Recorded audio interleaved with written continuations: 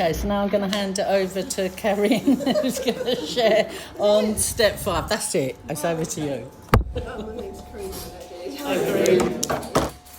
Oh God, yeah. And thanks for asking me, Roz, and congratulations on the kind of a year, I believe, right, of this one in this group. You know, I think it was a great kind of inspirational idea, and yeah, I'm glad it's here. Sorry we're late. I've got a bit lost, not the slippers. Welcome. Thank you.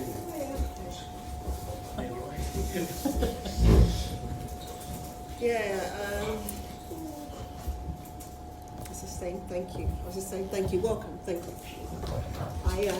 Yeah, when you asked me, I was kind of like, oh wow, you know, step 5, and I kind of immediately started thinking about where I'm at, started thinking about the step, and kind of the parallel process that's going on in my life around possibly step 5, and I recently started writing a step 3. I'll just say what step 3. Step 3 is about kind of handing your will for your life over to God, as you understand God, for anyone who kind of, you probably know that, but I just say it for the purpose of this step. So I recently became painfully aware that I really wasn't sure that I had this kind of connection with a higher power. I just become aware of that recently. In November, my dad died. Sorry for pushing already. Yeah, my dad died in November, and my mum died 7 years ago. And within this time, I've been in recovery. I've been clean. Like, this is my 32nd year. So I've been in here since I was in my 20s, late 20s. And following my dad's death and doing some kind of work with a therapist, I realised that everything that happened to me as a child, all the things I'd been through, I'd kind of told the story many times in NA, told the story many times to sponsors, wrote about the story, and you hear the language of story. And I think I didn't actually really connect with it. And I think there's a similarity between the step 5, the step 5 that I've done previously. You know, I knew when I came here that I'd done a lot of things I didn't feel good about. And I knew that, you know, through the 4th step, I had a lot of things on my chest that I wanted to kind of get off and speak to somebody about and share about. So at the moment, I just feel quite full up with all this.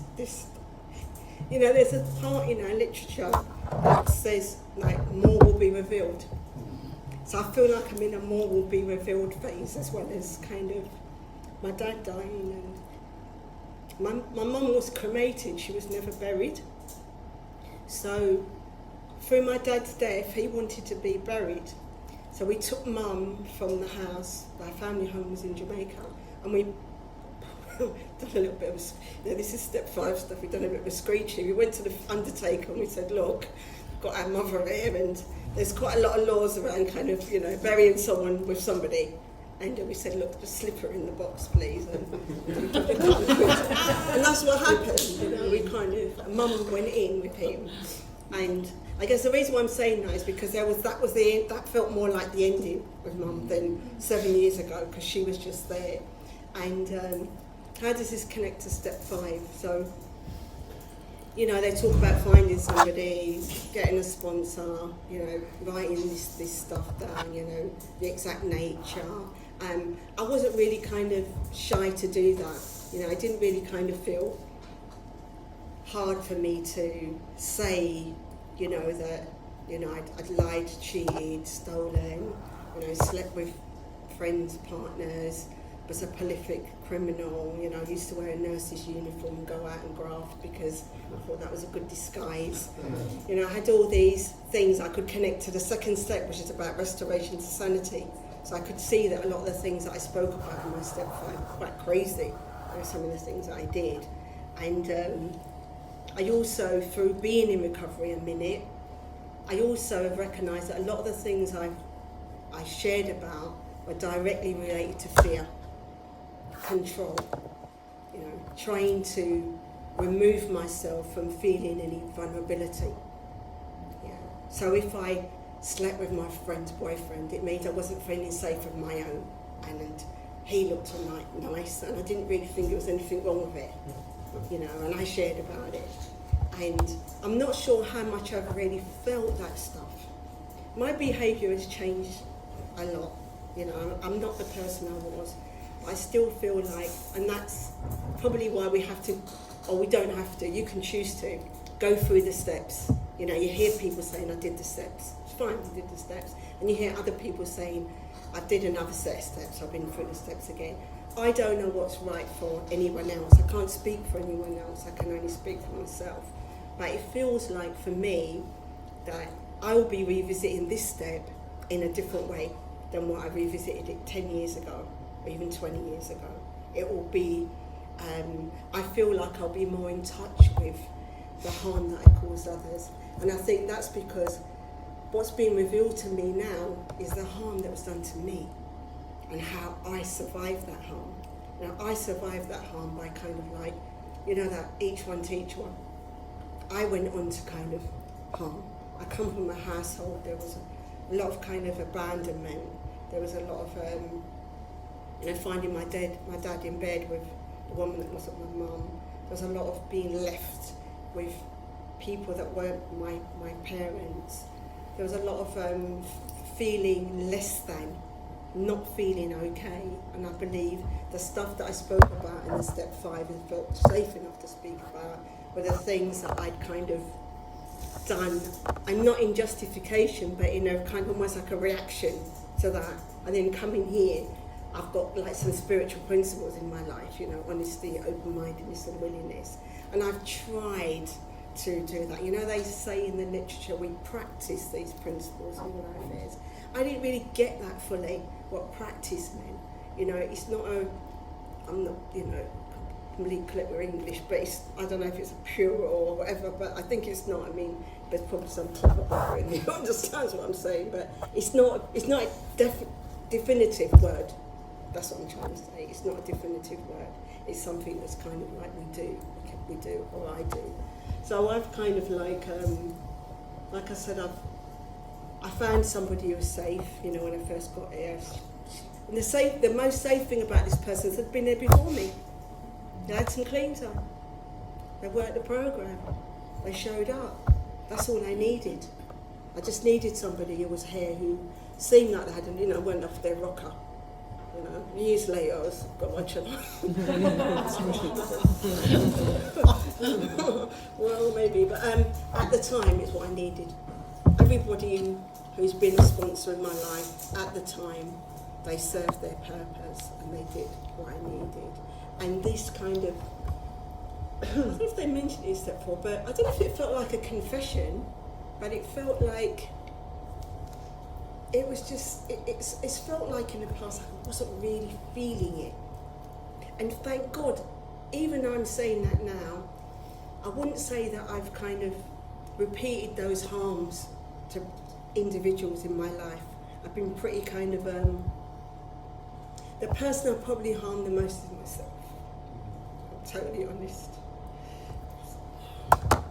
That's what I'm kind of coming to. And the reason for that I'm coming to kind of understand, through this more will be revealed, is that I never trusted. So all the things I've done have just been purely because of fear, lack of trust. I can't even say like some things are mean, like gossip. It's a bit mean, isn't it? You know, like you can't really justify that one, if you know what I mean. So it is what it is. Yes, just try not to do it. Try not to do it. So I try not to do it, and I'm aware of it. And do I not do it?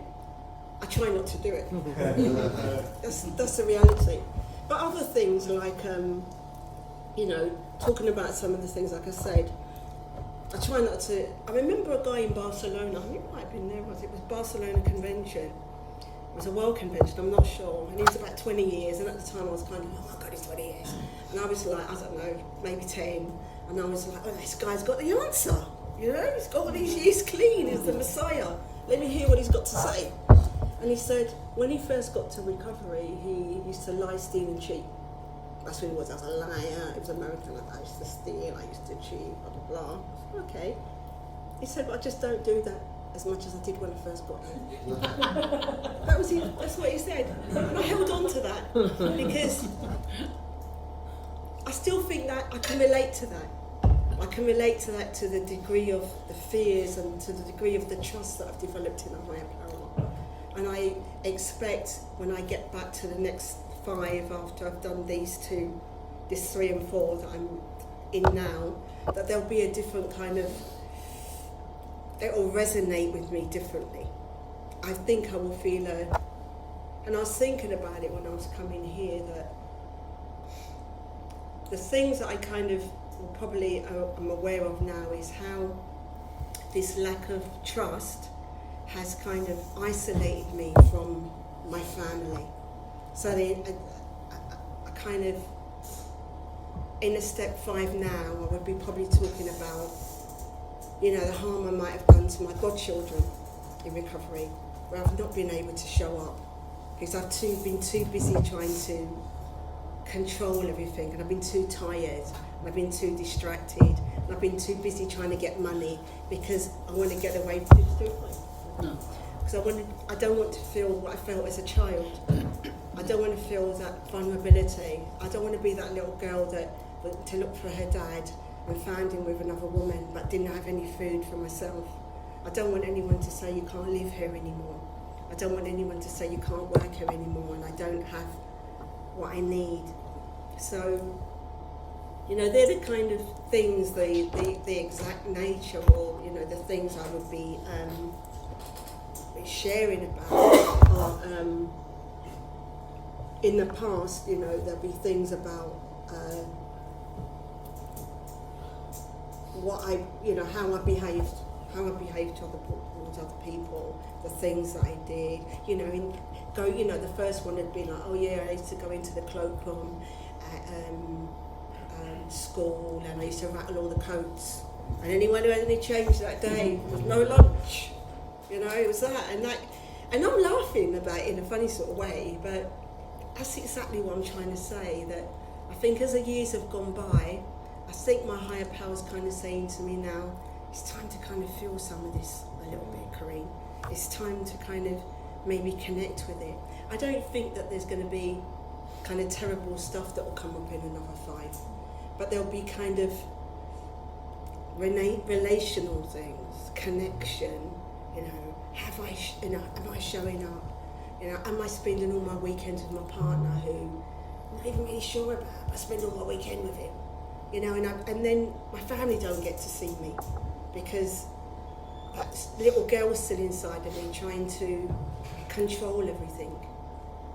And I'm sitting there thinking, oh my God, I hope it's making sense. I think it's making sense, so I'm nodding, please. So in the step 5, in previous times, absolutely kind of, felt relief around some of the things, that I had to, thank you. I felt relieved around kind of, letting go of things that I'd kept to myself, some of the stuff was like sexual, around kind of like inappropriate behaviour maybe in relationships. Some of the stuff was around kind of a lot of crime.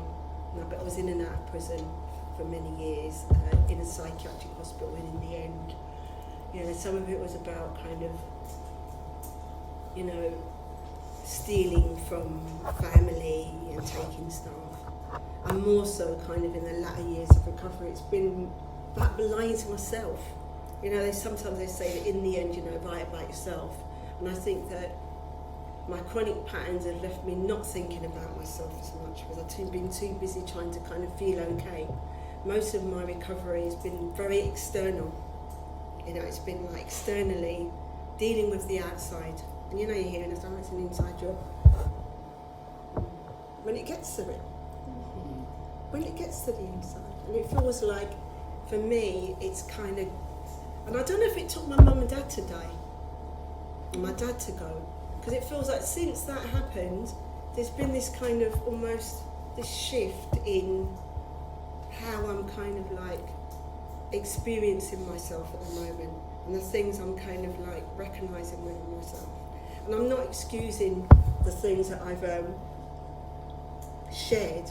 I'm not excusing it, and thank God there has been some kind of spirituality within me that's kind of, you know, I'm unrecognisable. I am unrecognisable from the 32 years ago when I came here. And if I was to kind of share some of the things I did, there'd be people, oh my God, I can't believe that. You know, and I less and less now, I don't need to let anyone know that, but I can't believe you did that, or I can't believe you behaved like that. So, I mean, for me, I just feel a little bit like I'm in the middle of something, you know, and the previous step 5s would have been more kind of mechanical and confessional and factual. And I think now that I'm in this step 3, it's kind of showing me that actually you came here and you gave your drugs over and you gave some of your life over. And I did write one thing on here, and it was at the beginning, and it said, how free do you want to be? You know, I got freedom, but I believe there's more freedom that is to be had by a continuation of this process. So I feel like I'm recognising, yeah, I got free, yeah, I got some external stuff, yeah, my life looked bad, yeah, I told everybody what I'd done that was not so good and not so great, I confessed. But there's just something now about, okay, Karine, so there's a deeper, and it said it in the literature about God being with you. I wouldn't have recognised that at all, to be totally honest. I wouldn't have recognised that my higher power was with me, or that it was anything to do with my higher power. So when I read it now and when I look at it now, I'll be looking at it with fresh eyes. I'll be looking at it with fresh emotions. I'll be feeling things quite differently. And I probably will become a deeper level of conscientiousness around how I am with other people and how my behaviour, clean, can still impact other people. And I don't believe this is something that you just do when you get here or you be when you get here. I think it's something that's an individual process for all of us that is revealed to you in your higher power's time. You know, because I'm 61 now. I came here when I was 29. My partner's pissed off. It's taken so long. Yeah, no, and in the 4th that will come up. You know, and in the 5th I'll talk about that. I'll say, you know, I do feel, yeah, because I still like to control it. And if I'm really honest, and this sounds so childish, really childish, but I'm going to say it, there's a part of me that wants to live forever. Now I found NA. Because I realise NA is kind of like the one. You know, it's like there's an opportunity here to kind of have this quality of life. Even if it means like having to re-surrender, resubmit, grow, change. Someone said something to me yesterday in a train station, and I said, how are you? You all right?